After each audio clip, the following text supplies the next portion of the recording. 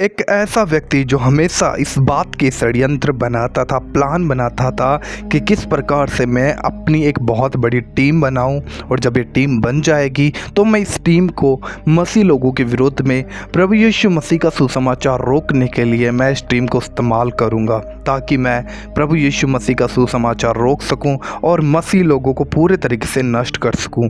लेकिन दोस्तों, आज की ये वीडियो में आप लोग देखने वाले हैं इस व्यक्ति के जीवन को प्रभु यीशु मसीह ने किस तरीके से बदल डाला, और जब व्यक्ति ने प्रभु यीशु मसीह के साथ संगति की तो आज उसका प्रभाव किस तरीके से दुनिया के अंदर फैल रहा है। आज आप इस वीडियो को पूरा जरूर देखकर जाइएगा और उन लोगों के साथ जरूर शेयर कीजिएगा। मैं आपसे हम्बल रिक्वेस्ट करना चाहता हूँ, जो लोग प्रभु यीशु मसीह का विरोध करते हैं, उसके सुसमाचार को रोकने के लिए कैसे भी वो विरोध करते हैं, ज़रूर उनके जीवन को ये गवाही बदलने वाली है। आइए मिलकर हम इस वीडियो को देखेंगे। पूरा वीडियो जरूर देखकर जाइएगा। अभी से एक लाइक कर दो ताकि वीडियो और भी रिकमेंड हो सके। आइए हम मिलकर देखते हैं इस वीडियो को। मसीह विरोधी थे पूरी तरह से। मतलब जिस दिन बड़ा हो जाऊंगा उस दिन एक फौज बनाऊंगा और जाकर के सारे मसीहों को खत्म कर दूंगा। जब भी मसीह और मसीहत के बारे में सुनता था तो मुझे बड़ा गुस्सा आता था, सही बताया बात। मुझे लोग बोलते भी थे कि मसीह लोग बाहर से आते हैं, बहुत सारा रुपया लाते हैं और गरीब लोगों को पैसा दे करके उनको खरीद करके उनका धर्म परिवर्तन करा लेते हैं। तो आखिर ऐसी जिंदगी में आपकी वो कौन सी अहम घटना ऐसी हुई जिसने आपके विचारों को पूरी तरह बदल दिया और आपको सचमुच वास्तविक तस्वीर पता चली कि क्या मसीहत का मायने है? जैसे आप जानते हैं शायद कि मैं पहले प्रभु में विश्वास नहीं करता था। अच्छा। मैं एक ऐसे परिवार में पैदा हुआ हूँ जहाँ प्रभु यीशु मसीह के बारे में कोई जानता नहीं था। जी। अच्छा। मैं अपने हिसाब से चलता था और बड़ा ही धार्मिक था शुरू से। अच्छा। ऐसी बात नहीं है कि ईश्वर की प्यास आपको शुरू से थी लेकिन समझ नहीं थी। जी। अच्छा। तो बहुत अपना ईश्वर के प्रार्थना में, पूजा पाठ में बहुत समय गुजारता था। जी। ऐसे और लेकिन मसीह के बारे में कुछ नहीं जानता, मसीहत के बारे में कुछ नहीं जानता। जी। और जब भी मसीह और मसीहत के बारे में सुनता था तो मुझे बड़ा गुस्सा आता था, सही बताया बात। अच्छा। तो क्या इस गुस्से की वजह आखिर क्यों आपको उनके लिए गुस्सा है? क्योंकि जब किसी को कुछ समझ नहीं होती और जानकारी नहीं होती है तो जो वो सुनता है उसी को सही समझता है। जी हाँ। और उस समय आपकी आयु कितने वर्ष के थे आप? मैं तो जब 13-14 साल का था। अच्छा। बस। जी हाँ।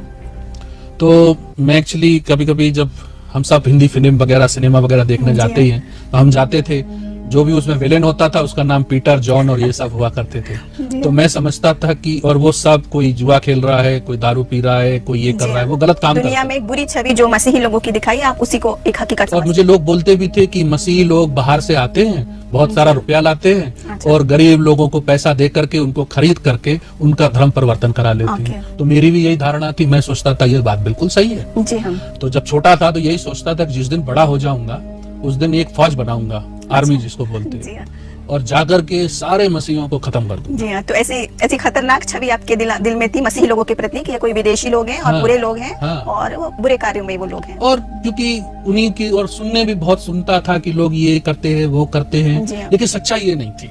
तो आखिर ऐसी जिंदगी में आपकी वो कौन सी अहम घटना ऐसी हुई जिसने आपके विचारों को पूरी तरह बदल दिया और आपको सचमुच वास्तविक तस्वीर पता चली कि क्या मसीहत का मायने है? मैं शुरू से अपने आप को तैयार कर रहा था, किसी संस्था के द्वारा मदद नहीं, अपने आप मेरे दिल में ये भावना थी कि जहाँ भी मसीह लोग जाकर के प्रचार करें या जो कुछ काम करें तो उनके काम में विघ्न डालना। अच्छा। और उनकी पिटाई करके उनको वहाँ से डरा धमका के भगा देना। अच्छा। जिससे वो ये सब बातें यीशु मसीह के बारे में और वो ना फैला। मसीह विरोधी थे पूरी तरह से। जी। मैं तो बहुत ज्यादा ही उनके विरोध में था। अच्छा। क्योंकि मुझे जानकारी नहीं थी। जी हाँ। अपनी अज्ञानतावश आप उनके विरोध में। हाँ, सुनने में कभी कभी गलतफहमी हो ही जाती है। तो कौन सी घटना ने आपकी आंखों को खोल दिया और आप सचमुच मसीह की सच्चाई को आप जान पाए? एक बार मैं एक्चुअली दिल्ली से रहने वाला हूँ। अच्छा। तो हमारे बिहार में एक बार मुझे सुनने को मिला कि बहुत सारे मसीह लोग इकट्ठे हुए हैं और वो बड़े बड़े ओपन एयर में, मतलब खुले वातावरण में प्रचार करते हैं, प्रार्थना करते हैं और बहुत सारे लोगों को मसीह में ला रहे हैं। अच्छा। तो मैंने कहा इससे बढ़िया मौका ईश्वर ने मुझे दिया नहीं और न देगा कि जाकर के ये सब खाली करूं, खत्म करूं, विघ्न डालूं, बीच में कुछ गड़बड़ करूं। तो वहाँ पर बहुत काफी पैसा, छोटा ही था लेकिन भावनाएं ज्यादा थी और किसी प्रकार की कमी नहीं थी, तो अपने पैसे से गया उधर में। वहाँ पर मैंने देखा कि पहले दिन जब मैंने देखा तो बहुत नॉर्मल लोग खड़े हुए थे स्टेज के ऊपर। उन्होंने तख्त लगा के एक छोटा स्टेज बनाया था, नॉर्मल लोग थे खड़े हुए थे और बहुत लोग सामने खड़े हुए थे तो मैंने वहीं देखा, पहले दिन ही मैं वहां देखा कि एक आदमी जो विश्वासी नहीं था, मसीह नहीं था, जैसे मसीह से कोई मतलब नहीं था, क्योंकि पहनाव से, ऊपर के हाव भाव से पता चल ही जाता है। तो उसको 4 लोग 5 लोग उठाकर ला रहे हैं। अच्छा। हाँ, उठाकर ला रहे हैं क्योंकि उससे चला नहीं जा रहा है। अच्छा। और आए तो उधर से एक आदमी उतरा जो स्टेज पे खड़ा हुआ था, बिल्कुल एक नॉर्मल इंसान की तरह, और उसने एक शब्द कहा, यीशु मसीह के नाम में ठीक हो जा। अच्छा। थोड़ी देर बाद वो 4 आदमी छोड़ दिए और वो चलने फिरने लग गया, और वापस हंसता गाता खेलता वहां से चल दिया। आपने अपनी आंखों से ये मैंने अपनी आंखों से देखा। मैंने कहा ये सब बकवास है। अच्छा, तब भी आप यकीन नहीं लाए? हाँ, क्योंकि झूठ है। मैंने कहा ये सब लोग, इसने पैसे लिए होंगे थोड़े से, और ये सारी बातें कैमरे में कह दी, लोगों के सामने कह दी। हाँ, आंखों में धूल झोंक रहे। मैंने कहा मैं विश्वास नहीं करता। मैं खुद धार्मिक आदमी हूँ, घंटों घंटों ईश्वर के साथ समय गुजारता हूँ, मैंने कभी ऐसा नहीं होते देखा है। तो ये कहाँ से कर सकते हैं? इनकी तो जो खड़े हुए हैं, इनके कपड़े अच्छे नहीं है, शकल सूरतें भी ज्यादा वैसी नहीं है कि जैसे लगे कि ये कुछ कर सकते हैं। कोई प्रभावशाली व्यक्ति तो नहीं था। दूसरे दिन फिर देखा तो एक स्त्री आई, उसके 2 बच्चे थे जी। और एक बच्चा की दोनों आंखें बोलते बचपन से या जन्म से, मुझे नहीं मालूम, दोनों अंधा था वो। अच्छा। तो स्त्री आई, बड़ी रोती गाती, बड़ी बेचारी दुखी थी, और स्त्री जैसे ही वहां पर आई, फिर वही हुआ, उन्होंने आई, आंखों पे हाथ रखे और यही कहा कि यीशु के नाम में ठीक हो जा। अच्छा। और कुछ नहीं बोलते थे जी। तो मुझे बस इतना ही सुनाई देता, पता नहीं और पीछे क्या बोलते नहीं, मुझे नहीं मालूम। तो मैंने कहा ये नहीं हो सकता है, ये सब झूठे हैं, मकार हैं, ये पैसे लेकर के सारी झूठी झूठी बातें फैला रहे हैं, लोगों को बरगला रहे हैं। मैंने कहा इनका कुछ ना कुछ करना ही चाहिए। अच्छा। तो मैं मौका ढूंढ रहा, रोज वहां जाता था एक देखने के लिए क्या हो रहा है, क्यों हो रहा है, कौन क्या बोल रहा है, ये सब बातें के लिए, लेकिन अपना मौका ढूंढ रहा था कि कब ऐसा मौका मिले कि इनका सब कुछ यहाँ से खत्म कर दूं। एक दिन की बात, मौका मिल गया भाई। मौका ऐसा मिला कि वो लोग, उनका रहने ठिकाने का घर कहीं और था, लेकिन वो जो मीटिंग करते थे खुले मैदान में करते थे। अच्छा। और आपको मालूम है कि ये लोग गिटार, ये छोटी मोटी चीजें साथ में लेके चलते हैं। तो ये लोग वहां रख के ये भी पूरी रात मीटिंग करते थे। कभी कभी रात के सुबह 2-3 बज जाते थे, तो ये वहीं पर रहते थे। अच्छा। और सुबह बेचारे सोने के लिए जाते। तो एक जन की वहां पर एक आदमी की ड्यूटी लगा देते थे कि कोई उनकी देखभाल करे, सामान चोरी वोरी ना हो जाए। तो मैं वहां रोज चक्कर काटता था, तो ये ढूंढ रहे थे कि कोई आए इस सामान की देखभाल करे। मैंने कहा मैं करता हूँ। अच्छा। बड़े खुश हुए, बोले आप देख लोगे? मैंने कहा हाँ बिल्कुल देख लूंगा। तो उन्होंने बोला ठीक है आप देखभाल करिए, हम जरा जाकर के थोड़ा आराम कर लेते हैं, सो जाते हैं, और आराम करने के बाद फिर हम आते हैं। मैंने कहा बड़ी खुशी से आप जाइए, आप चिंता न करिएगा, क्योंकि मैंने सोचा कि जब ये चले जाएंगे तो मैं इनका सारा सामान उठा लूंगा यहाँ से, और यहाँ इनका जो सब खत्म करके भाग जाऊंगा। अच्छा। तो ऐसी प्लानिंग कर रहा था, लेकिन परमेश्वर की मर्जी अलग होती है। परमेश्वर का वचन कहता है कि जो कोई, अगर परमेश्वर, जो कोई इच्छा हमारे दिल में होती है और अच्छी इच्छा होती है, वो परमेश्वर से होती है, और वो परमेश्वर उन इच्छाओं को जरूर पूरा करता है। परमेश्वर को जानना उसकी इच्छा ही है, ईश्वर की इच्छा ही है सबसे जाने, इसीलिए वो जमीन पर आया। तो मेरी इच्छा भी उसने पूरी कर दी। मैं वहीं बैठा था, मैंने कहा ये सब मैं तब तक विश्वास नहीं करूंगा इन चीजों में जब तक मैं अपनी आंखों से और अपने शरीर से उसका अनुभव नहीं करूंगा। आपने वैसे ही काम किया जैसे थोमा ने किया, अपनी आंखों से नहीं देखूंगा, छू नहीं। भाई हमने तो कभी मसीह के बारे में सुना नहीं, हमारे परिवार में किसी ने सुना नहीं, वो लोग सब कट्टर विरोधी थे, मैं भी कट्टर विरोधी था। तो मुझे कुछ ऐसी बात, और कभी किसी ने वचन सुनाया ही नहीं था कि परमेश्वर प्यार करता है या परमेश्वर ने जान दी, सब बातें मुझे नहीं मालूम थी। तो उस दिन जब मैं वो सामान समेट रहा था, मैंने कहा चलो और कुछ नहीं इनके विरुद्ध कर पाएंगे, कम से कम यही कर दें भाई, तो ये लोग मीटिंग नहीं कर पाएंगे, लोगों को इकट्ठा नहीं कर पाएंगे। तो एक बच्चा रोता हुआ वहां पर आया। अच्छा। और वो बहुत रो रहा था, मेरे से थोड़ा ही छोटा होगा। अच्छा। बहुत रो रहा। मैंने कहा क्या हुआ भाई, क्यों रो रहे भाई? इसलिए रो रहा हूँ कि मेरी माँ जो है बहुत बीमार है। अच्छा। वो मर जा रही है, डॉक्टर ने बोला है कि इसका कोई इलाज नहीं। अच्छा। तो मैंने कहा बेवकूफ तुम यहाँ क्या कर रहे हो, दूसरे डॉक्टर पास लेके जाओ, बड़े अस्पताल में लेके जाओ, वहां पर तुम्हारे माँ का इलाज हो सकता है। नहीं, मैंने सुना है यहाँ पर बहुत सारे लोगों को बड़ी बड़ी चंगाई होती है। मैंने मन में कहा कि मैंने तो देखा तो जरूर है, अनुभव कभी किया नहीं, क्यों अपना समय बर्बाद करते हो? तो उसने बोला क्या आप चलेंगे मेरे घर पे मेरी माँ के प्रार्थना करने के लिए? उन्होंने सोचा आप भी उन्हीं लोगों में से हाँ। प्रार्थना करके चंगाई देते हैं। मैंने मन में सोचा, मैंने अपने लिए कभी प्रार्थना नहीं की, तुम्हारी माँ के लिए क्या प्रार्थना करूँ, और मुझे आती भी नहीं है। हाँ। और मुझ में इसमें विश्वास नहीं। लेकिन एक दिमाग में एक कौतूहल पैदा हुआ, क्यों नहीं देखा जाए भाई, अगर सच्चाई है तो हम भी देखना चाहते हैं कि ये लोग सच बोलते हैं कि झूठ बोलते हैं। मैंने कहा चलो चलते हैं आपके साथ, मुझे कुछ नहीं मालूम। तो जब देखा, जब वो घर में पहुंचे तो सब लोग रो रहे थे, रोना पीटना पड़ा हुआ था, बहुत सारा माहौल खराब था। डॉक्टर साहब ने हमको देखा तो शायद उन्हें विश्वास नहीं होगा, ये खुद छोटा है, ये क्या करने आया इधर। तो डॉक्टर साहब बोले आप बेकार में समय बर्बाद कर रहे हैं, ये स्त्री मर जाएगी, क्योंकि वो कोमा में थी। अच्छा। पता नहीं क्यों मर चुकी थी, कोमा में थी, इतना तो नहीं मैं जानता हूँ, लेकिन उसके शरीर में कोई मूवमेंट नहीं था, कोई हरकत नहीं कोई हरकत नहीं थी। तो मैंने कहा आप क्या करना चाहिए? तो मेरे दिमाग में विचार आया, वही करो जो मसीह करते हैं, आंखें बंद करो और एक जो शब्द मैंने रोज सुनता था उनके मुंह से निकलता, यीशु मसीह के नाम में ठीक हो जा।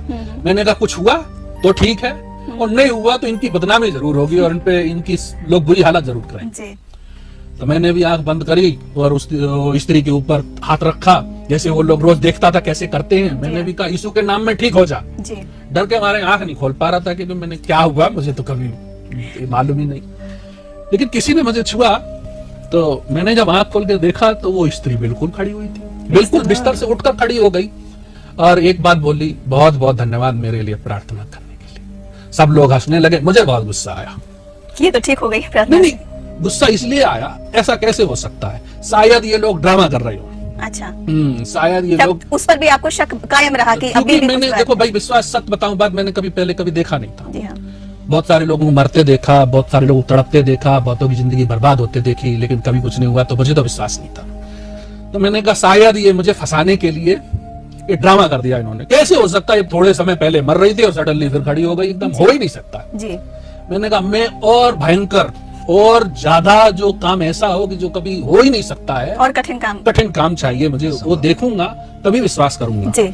परमेश्वर तो महान परमेश्वर जी हाँ। वो सारी कायनात का बनाने वाला, सारी सृष्टि की रचना करने वाला, और उसने ही सारी सृष्टि में जान फूकी है। वो जानता है क्या कर सकता क्या नहीं कर सकता, उसके लिए कुछ भी बड़ा नहीं। जी हाँ। उसने मेरे मन की इच्छा सुनी। थोड़े दूर पर एक और अविश्वासी परिवार रहता था जो प्रभु यीशु मसीह के बारे में बिल्कुल नहीं जानते थे। जी। वो हमारी तरह थे, अच्छा। बड़े ही अच्छे, मतलब भगवान के भक्त थे, अपनी दृष्टि में बहुत विश्वासी। हाँ।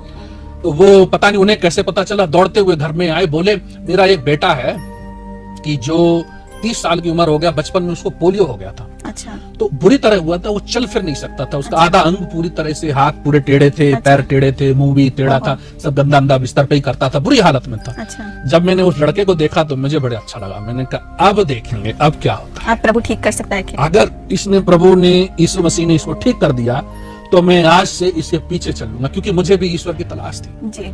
इन दुनिया का कहीं भी चले जाओ, वही धर्मी आदमी हो अधर्मी हो, सबकी एक ही तलाश होती है कि ईश्वर मिल जाए, है ना? जी हाँ। मोक्ष की प्राप्ति को उसी कहते हैं ना, कि ईश्वर की प्राप्ति हो जाए। इसीलिए लोग सब प्रकार के क्रियाकर्म करते कि प्राप्ति किसी प्रकार प्रभु को। मुझे भी बड़ी इच्छा थी, किसको इच्छा नहीं होती है? जी। अगर ईश्वर सच में मिल जाए तो मैं तो कितनी बड़ी बात है, और दुनिया का वही मोक्ष की प्राप्ति हो।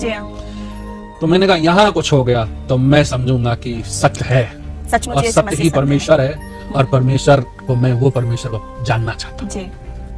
मैं उस लड़के घर गया। इस बार मैंने आंख बंद नहीं की, मैंने कहा भाई देखना चाहता हूँ आंखों से क्या होता है। तो वही एक ही शब्द याद था, जो 2-3 शब्द जो उसमें मिले, एक ही वाक्य याद था। वो वाक्य ये कहता है, प्रभु यीशु के नाम में ठीक हो जा। जब मैंने कहा प्रभु यीशु के नाम में ठीक हो जा, तो वो देखता हूं कि धीरे धीरे उसके पैर ठीक हो गए, हाथ ठीक हो गए, मुंह ठीक हो गया। थोड़े मिनट में वो तैयार हो गया, एकदम बिल्कुल नौजवान, एकदम फर्स्ट क्लास। बिल्कुल दिल भर आता है कभी ऐसे बोले, क्योंकि ऐसा अनुभव कभी हुआ नहीं। जी हाँ। तो मैं तो रोने लगा, मैं तो भागा वहां से। मैंने कहा ये क्या है, हे ईश्वर तू है कौन? आज तक मैं तुझसे नफरत करता रहा, तेरे बंदों को पीटना मेरा काम था, तेरे वचन को खराब करना मेरा काम था, मैं तेरे बारे में बहुत सारी बुरी बातें बोलता था, लेकिन तूने ये क्यों किया मेरे लिए? मैं इतना गिरा हुआ पापी इंसान हूँ, मेरे तो वचन के अनुसार भी और धार्मिकता के अनुसार भी पाप की सजा तो मृत्यु है, लेकिन मुझे आपने क्यों ये दिखाया कर? तो बहुत रोना, मैं किसी की शक्ल नहीं देखी, लेकिन एक शब्द सुना। वो शब्द बहुत सुंदर था, जिसने मेरे जीवन को पूरी तरह परिवर्तन किया। उस शब्द में ये कहा, किसी ने कहा अच्छी आवाज में, बड़ी प्यारी आवाज में, क्योंकि मैं तुझसे बहुत प्यार करता। Praise the Lord. उस दिन से मेरी जिंदगी की, जिसे मैं घृणा करता हूँ वो मुझसे प्यार करता, वो आपसे प्यार करता है ना? और यही मसीहत का सत्य है कि मसीह की मोहब्बत जो ऐसी है वो सबके लिए है, चाहे कोई भी ना हो। जब मैं उससे घृणा करता हूँ, मैं उसके विरुद्ध चलता हूँ, ऐसा कोई अच्छा काम नहीं करता हूँ जिससे खुशी हो, हमसे प्यार हो, क्योंकि नेचुरली तो कोई नहीं कर सकता। प्राकृतिक रूप से आदमी जो घृणा करता है उसे घृणा मिलती है। प्यार करना प्रभु यीशु सिखाता है। जी हाँ। तो जब ये घटना हुई और आपने वाकई में अनुभव कर लिया खुद से, जैसे आपकी चाहत थी कि मैं खुद अपनी आंखों से देखूं, कानों से सुनूं, तब मैं यकीन करूंगा, तो इस क्षण जब आपने देख लिया ये सब, तो क्या परिवर्तन है आपकी जिंदगी में, आपके परिवार में, आपकी समाज में जहाँ आप रहते थे, क्या हुआ फिर? भाई एक हर एक चीज का एक है एक्शन का रिएक्शन तो है ही। जी।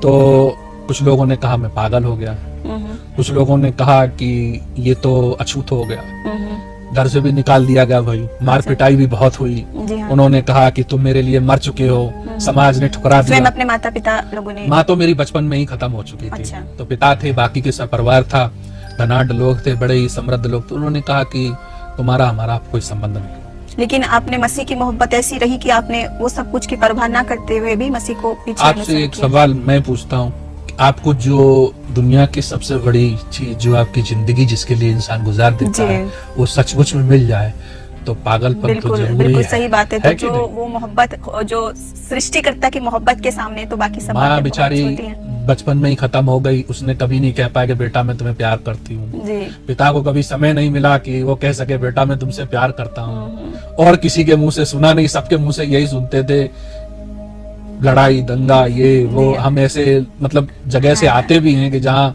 एक थप्पड़ का जवाब 5 थप्पड़ से जी मिलता हाँ, है। बिल्कुल सही बात है। तो जब प्रभु यीशु ने कहा, जो परमेश्वर है, जो सारी सृष्टि का बनाने वाला, जो सर्वशक्तिमान है, जब वो खुद कहता है कि मैं तुमसे प्यार करता मैं हूँ, तुमसे प्यार करता हूँ, और जिसने इम्पॉसिबल मतलब जो असंभव है उसको संभव कर दिखाया। अब कुछ लोग ये भी सवाल करते कि तुम मसीह थे नहीं, फिर कैसे हो गया? अच्छा। मसीह होना जरूरी नहीं है परमेश्वर को जानने के लिए। और परमेश्वर का वचन ही कहता है कि वो पापियों के लिए ही आया।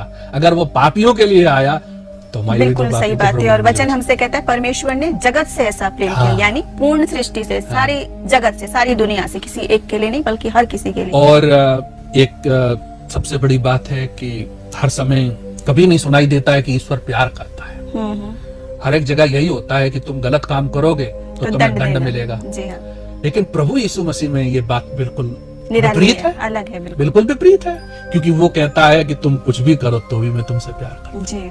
तुमसे घृणा नहीं करता हूँ, तुम्हारे पापों से घृणा करता हूँ। और इसीलिए जीवन बदलना जरूरी है। असंभव को संभव करने वाला परमेश्वर, प्यार करने वाला परमेश्वर, घृणा नहीं रखने वाला परमेश्वर, क्षमा करने वाला परमेश्वर और जीवित परमेश्वर। दोस्तों, देखा आपने इस वीडियो को, किस प्रकार से बाइबल के अंदर लिखा हुआ है कि जब तुम सत्य को जानोगे, सत्य तुम्हें स्वतंत्र करेगा। और इस गवाही के अंदर आप लोगों ने देख लिया होगा कि सत्य कैसे मनुष्य के जीवन को अंधकार में से निकालकर एक ऐसी ज्योति के अंदर लेकर जाता है जहाँ पे वो सच्चाई को देख पाता है, समझ पाता है। जैसा कि दोस्तों, अगर एक अंधेरे कमरे के अंदर चाहे कुछ भी रख दिया जाए और हमें उसके अंदर छोड़ दिया जाए और कहा जाए कि उस चीज़ को ढूंढो, लेकिन अंधेरा होगा तो हम उस चीज़ को नहीं ढूंढ पाएंगे, क्योंकि हम कुछ देख नहीं सकते अंधकार में, हम भटक जाते हैं, हम नहीं समझ पाते। लेकिन अगर उसी कमरे के अंदर लाइट जला दी जाए और हमें बताया जाए कि आपको ये चीज़ ढूंढनी है, तो हम इजीली उस चीज़ को ढूंढ पाते हैं, देख पाते हैं, समझ पाते हैं। ऐसे ही प्रभु यीशु मसीह का सुसमाचार है जो मनुष्य के जीवन में ज्योति को लेकर आता है। यीशु ने कहा, मैं जगत की ज्योति हूँ और जो कोई इस पर विश्वास करता है वो भी जगत की ज्योति है। यीशु ने कहा, तुम भी जगत की ज्योति हो और हम उस अंधकार में रहकर हम ज्योति की नाई चमक सकते हैं और हर एक के लिए एक मार्ग बन सकते हैं, क्योंकि यीशु ने कहा, मार्ग, सत्य और जीवन मैं हूँ, बिना मेरे तुम पिता के पास नहीं जा सकते। दोस्तों, आशा करता हूँ कि आप लोग ज़रूर प्रभु यीशु मसीह पर विश्वास करते हैं। अगर नहीं करते हैं तो ज़रूर आप यीशु मसीह पर विश्वास करें। वही उद्धार है, वही मार्ग है, वही सत्य है, वही जीवन है, वही आपको अनंत आग से बचा सकता है। उसके बिना कोई रास्ता नहीं है। धरती और आकाश पे सिर्फ एक नाम दिया गया है, वो है यीशु मसीह। जरूर आप घुटने टिका कर उससे प्रार्थना करें। निश्चय प्रभु आज आपके जीवन को पूरे तरीके से बदल डालेगा, ये मेरा विश्वास है। इस वीडियो को ज़्यादा से ज़्यादा शेयर किए, हमारे चैनल को सब्सक्राइब करिए अगर आपको ये वीडियो अच्छा लगा। प्रभु आप सभी को बहुत आशीष दे। हम मिलते हैं किसी और वीडियो में। जय मसीह की। God bless you.